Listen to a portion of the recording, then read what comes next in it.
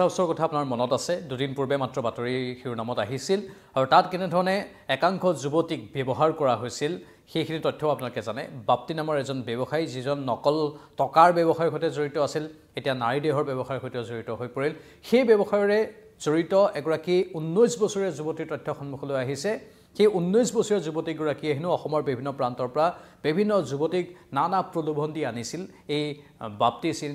Bapti in guest হাউচলৈ আৰু তাতেই এই সমগ্ৰ কাৰনামা এই সমগ্ৰ কাণ্ড কাৰখানা সংঘটিত কৰাত এক প্ৰকাৰ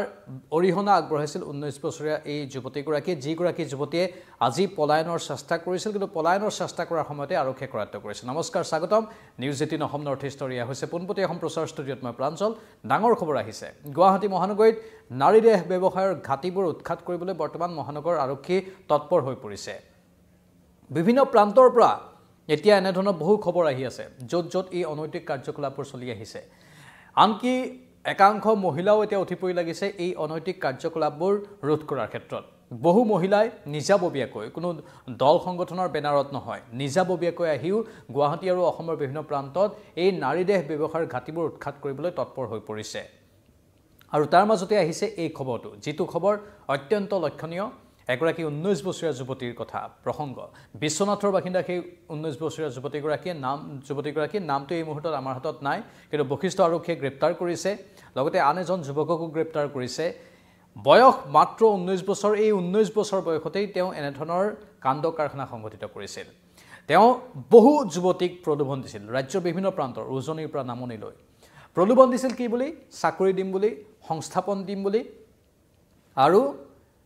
তেওঁলোকক ভালকৈ থকা খোৱাৰ ব্যৱস্থা কৰি দিম বুলি আৰু সাধাৰণতে সেই যুৱতীসকল দৰিদ্ৰ ঘৰৰ যুৱতী বহুতে ভাবিছিল গুৱাহাটীত ভালকৈ থাকিব পাম বহুতক সপোন দেখুওৱা হৈছিল আনকি এটা বিশেষ সূত্ৰই সদৰি কৰিছে এনেধৰণে যে একাংশ যুৱতীক পোনপটীয়াকৈ হেনো কৈও দিয়া হৈছিল একাংশ যুৱতীক যিসকল একেবাৰে নিৰ্জীৱ স্বভাৱৰ আৰু সহজ সৰল সেইসকল যুৱতীক চাকৰিৰ প্ৰলোভন দি আনিছিল আন একাংশ যিসকল অলপ স্মাৰ্ট বা অলপ তীক্ষ্ণ বুদ্ধি সম্পন্ন তেওঁলোকক পোনপটীয়াকৈ কথাবোৰ হেনো কৈ দিছিল যে এনেকুৱা ধৰণৰ কামবোৰ কৰিলে এনেকুৱা ধৰণৰ টকা আহে দামী দামী ফোন ল'ব পাৰি দামী দামী গাড়ী ল'ব পাৰি এটা সময়ত আৰু তাত আনকি ইনচেন্টিভৰ ব্যৱস্থা থাকে এনেকুৱা ধৰণৰ প্ৰলোভন দি দিয়া হৈছিল এই কামবোৰত লিপ্ত কৰাবলৈ মানে এই 19 বছৰীয়া যুৱতীগৰাকী যিগৰাকীৰ ঘৰ বিশ্বনাথত তেওঁই হেনো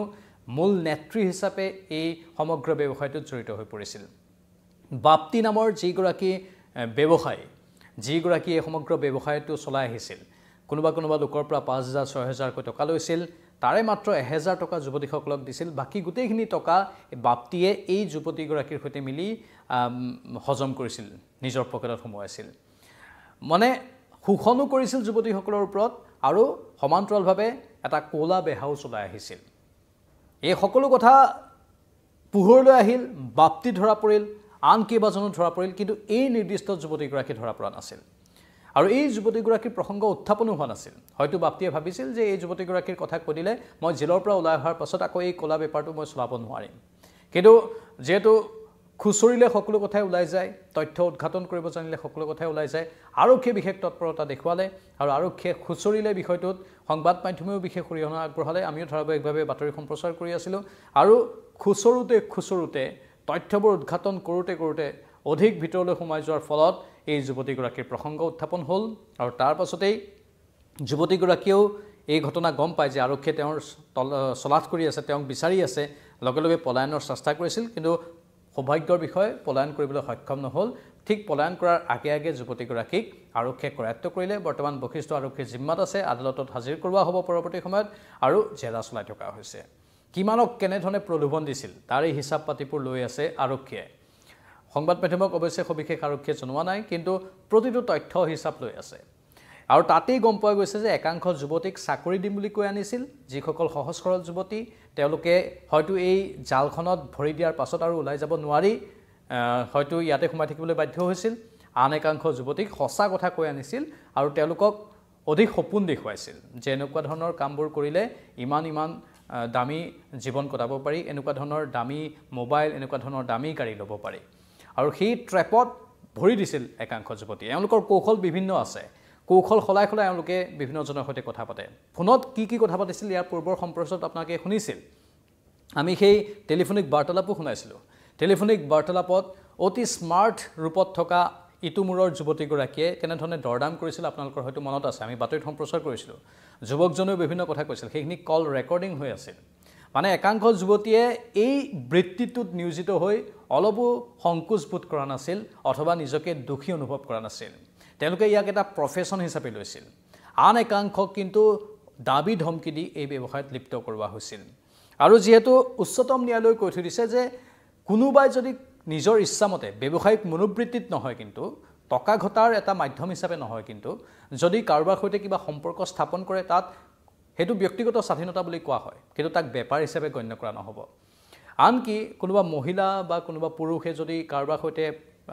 সম্পৰ্ক স্থাপনো কৰে তাতো উচ্চতম ন্যায়ালয়ে বাধা আৰোপ কৰা নাই কিন্তু তাত এটাই মাত্ৰ বাধ্যবাধকতা আৰোপ কৰি থৈছে যে হেতু বেপাৰ হ'ব নোৱাৰিব মানে নাৰী দেহৰ বেপাৰ হ'ব নোৱাৰিব কোনোবাই নিজৰ ইচ্ছামতে কাৰোবাৰ সৈতে কিবা সম্পৰ্ক স্থাপন কৰিছে তাত উচ্চতম ন্যায়ালয়ে বাধা দিয়া নাই হেতু এটা অধিকাৰ হিচাপে গণ্য কৰা হৈছে যে তেওঁৰ কিবা পছন্দ লাগিছে কাৰোবাৰ সৈতে আছে কিন্তু তাক যদি বেপাৰ হিচাপে গণ্য কৰা হয় হি আইনমতে দণ্ডনীয় আৰু এওঁলোকে সেই কামটোৱে কৰিলে ইয়াক বেপাৰ হিচাপে ল'লে নাৰী দেহৰ বেপাৰ আৰু সাধাৰণতে নাৰী দেহৰ বেপাৰ কোনেও কেতিয়াও কৰিব নোৱাৰে এই ভাৰতবৰ্ষত পোনপটীয়াকৈ কঠোৰ আইন আছে নাৰী দেহৰ বেপাৰৰ বিৰুদ্ধে নাৰী দেহ ব্যৱসায় কৰাটোৱেই এটা অপৰাধ হিচাপে ইয়াক গণ্য কৰা হয় সেয়েহে এওঁলোকৰ বিৰুদ্ধে কঠোৰ ব্যৱস্থা গ্ৰহণ কৰিছে লগতে জয়ানগৰৰ গেষ্ট হাউচৰ আপত্তিজনক ব্যৱসায়ত জড়িত আন এজনকো গ্ৰেপ্তাৰ কৰা হৈছে সেইজনৰ নাম সন্মুখলৈ আহিছে সেইজনৰ নাম হৈছে মুছাৰফ আলী হাতীগাঁৱৰ বাসিন্দা এই মুছাৰফ আলী এতিয়া হাতীগাঁৱত ভাৰতীয় হিচাপে থকা বুলি আমি শেহতীয়াভাৱে গম পাইছোঁ অৱশ্যে তাৰ পৰৱৰ্তী তথ্যখিনি এতিয়ালৈকে সন্মুখলৈ অহা নাই যে তেওঁৰ প্ৰকৃত ঘৰ নে কি কিন্তু আমি যিখিনি তথ্য পাইছোঁ সেই অনুসৰি ভাৰতীয় হিচাপে হয়তো তেওঁ আছিলে এই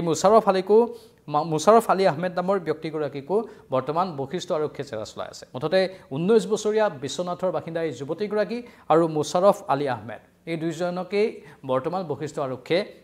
জেৰা চলাই আছে আৰু হয়তো বহু তথ্য উদ্ঘাটন হ'ব এওঁলোকৰ মুখৰ পৰা হয়তো বহুখিনি নতুন কথা গম পোৱা যাব কেনেধৰণে অসমৰ বিভিন্ন প্ৰান্ত বা উত্তৰ পূৰ্বাঞ্চলৰ বিভিন্ন প্ৰান্তৰ পৰা যুৱতীক আনিছিল বাপ্তিচিন বা আন কোনোবা গেষ্ট হাউচত ৰাখিছিল আনকি অভিযোগ আছে যে স্পা পাৰ্লাৰবোৰতো এনেধৰণৰ একাংশ যুৱতীক এই কামবোৰত সুমুৱাই দিয়া হয় নিয়োজিত কৰা হয় আৰু তেওঁলোকক বাধ্য কৰোৱা হয় শোষণ কৰা হয় তেওঁলোকক দাবী ধমকি দিয়ে যে এনেধৰণৰ কাম কৰিবই লাগিব